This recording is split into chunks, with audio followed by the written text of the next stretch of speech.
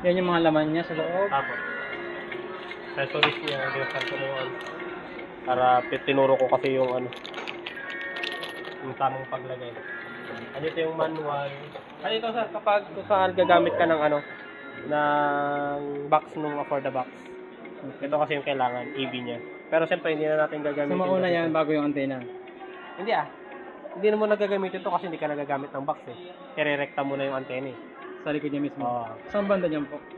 Oh. Check natin. Ito, kulay yellow na yan.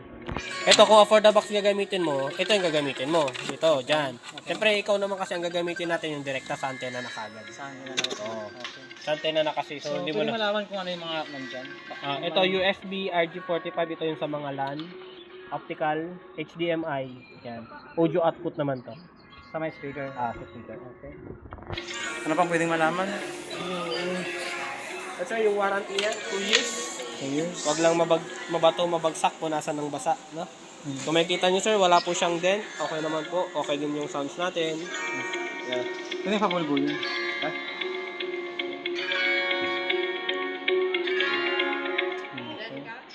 Tapos po, pag-set up natin sa ano, punta lang po tayo ng dashboard. Then, Wi-Fi. Pag gusto mo siyang i-ano sa Wi-Fi. Okay.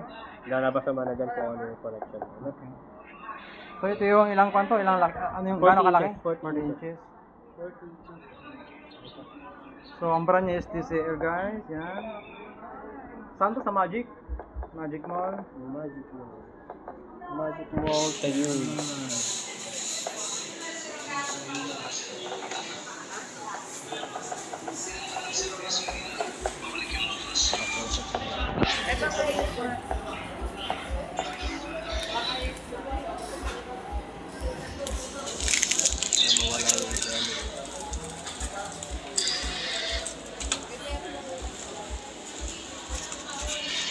Warranty niya is 2 years. Ako 2 years po. Huwag lang mabato, mabagsak, punasan ng basak. Factory defect lang po. Magkakasama ba yung kwan, LCD? Ako. Kasama niya. Kasama yun.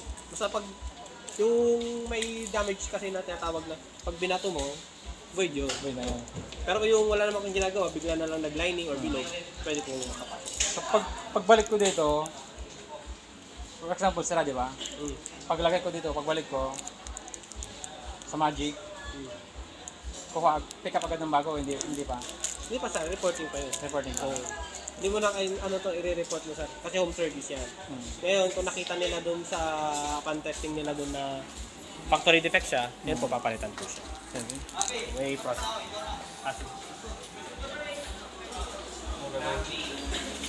Alright, second.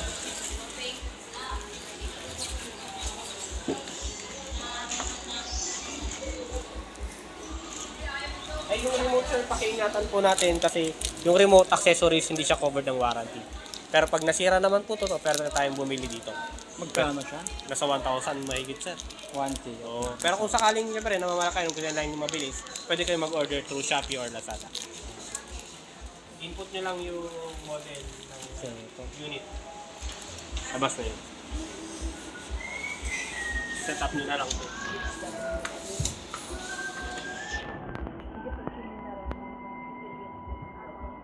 Ito sir, tanggalin nyo na lang po pala ito after ito tanggalin.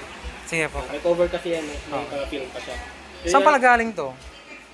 Yan yung sa kanya? Sa kanya po, dito sa likod. Saan po pala? Para sa power cord niya po. Yung dalawa po? Opo, para sa power niya po ito. Kahit baliktaran siya, pwede. Pwede balik ka. Sige. Power cord niya po. Tapos ang paghawak natin sir, sa dalawang gilid lang. Sige po.